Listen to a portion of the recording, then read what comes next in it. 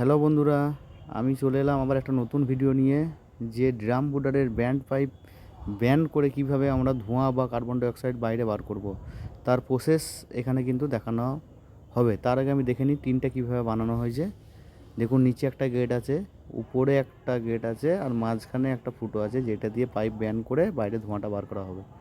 তো দেখুন, এখানে নিচে একটা যে গেট করা হয়েছে সেটা দিয়ে আপনারা নিচে যে সমস্ত পুড়ে যাওয়া ছাইগুলো বার করার জন্য, আর উপর দিয়ে আপনার কাঠ ভিতরে ঢোকানোর জন্য।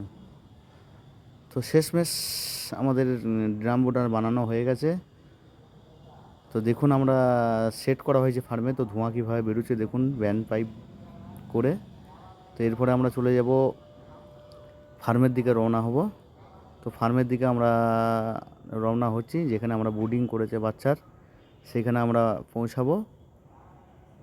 তো দেখুন, আমরা ঢুকবো। এরপর বাচ্চা কীরকম, একদিনের বাচ্চা, আজকেই বাচ্চা পড়েছে ফার্মে। তো বাচ্চার দেখুন কিভাবে আছে।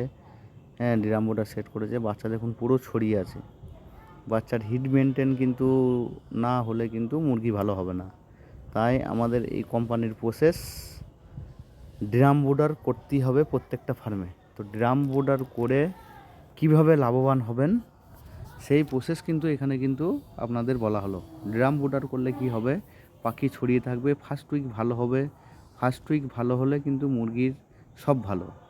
তাই 1 থেকে 7 দিন, বা আমাদের কিন্তু 1 থেকে 7 দিন না, আমাদের 1 থেকে মোটামুটি 12 থেকে 13 দিন পর্যন্ত হিট মেনটেন করতে হবে।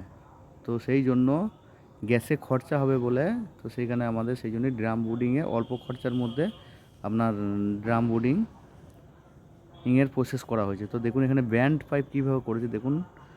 যে টিনটা বানানো হয়েছিল তা টিনের উপরে ব্যান্ড পাইপ করে ধোঁয়াটাকে বার করা হচ্ছে।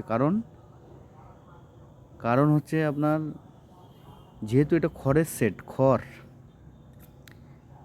খড়ের শেডের জন্য যেহেতু পাইপটা গরম হয়ে যাবে, বা ফার্মারের ক্ষতি হয়ে যেতে পারে, বা আগুন লেগে যেতে পারে ফার্মে।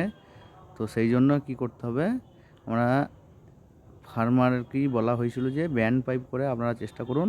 দেখুন, ব্যান্ড পাইপ করে আর হিট মেনটেন করুন, তাতে মুরগি অনেক দেখুন ভালো হবে বা সুস্থ হবে। তো আমরা দেখাবো দেখুন ভিতরে কিভাবে আগুন জ্বলছে বা লাল হয়ে গেছে। কাঠটা জ্বালাই ছিল, কীভাবে লাল হয়ে গেছে আপনারা দেখুন, দেখতে পাবেন। গেটটা খোলা হচ্ছে। তো গেটটা খোলার পরে দেখুন, আমি ভিতরে একটু ক্যামেরাটা নিয়ে যাব। দেখুন লাল হয়ে জ্বলছে। এর থেকে বোঝা যায় যে আপনার হিট মেনটেন কিন্তু বোর্ডিং পিরিয়ডে খুব ভালো হচ্ছে। মুরগি দেখুন ছড়িয়ে আছে, পুরো মুরগি এদিক ওদিক ছড়িয়ে আছে।